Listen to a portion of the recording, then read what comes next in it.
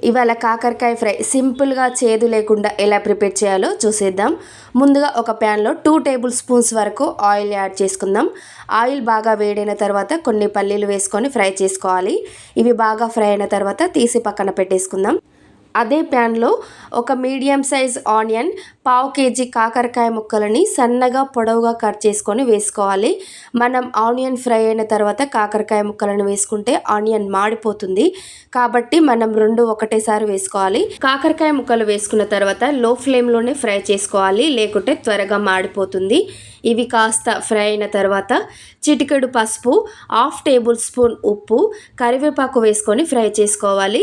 ఇవి బాగా ఫ్రై అయిన తర్వాత మధ్యలోకి తీసుకొని మనం కచ్చా పచ్చగా దంచి పెట్టుకున్నటువంటి వెల్లుల్లి రెబ్బలు వేసుకొని ఫ్రై చేసుకోవాలి. వెల్లుల్లి వేసుకున్నాక 1 నిమిషం పాటు పచ్చివాసన పోయేంత వరకు ఫ్రై చేసుకోవాలి.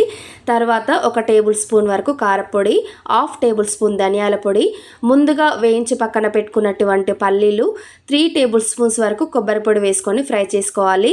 ఈ కాకరకాయ ఫ్రైలోకి కొబ్బరి పొడి అనేది చాలా బాగుంటుంది. ఈసారి ఇలా ట్రై చేయండి. ఒక 2 మినిట్స్ తర్వాత స్టవ్ ఆఫ్ చేసుకుంటే సరిపోతుంది. ఈ వీడియో కనుక మీకు నచ్చినట్లయితే లైక్ చేసి సబ్స్క్రైబ్ చేసుకోండి.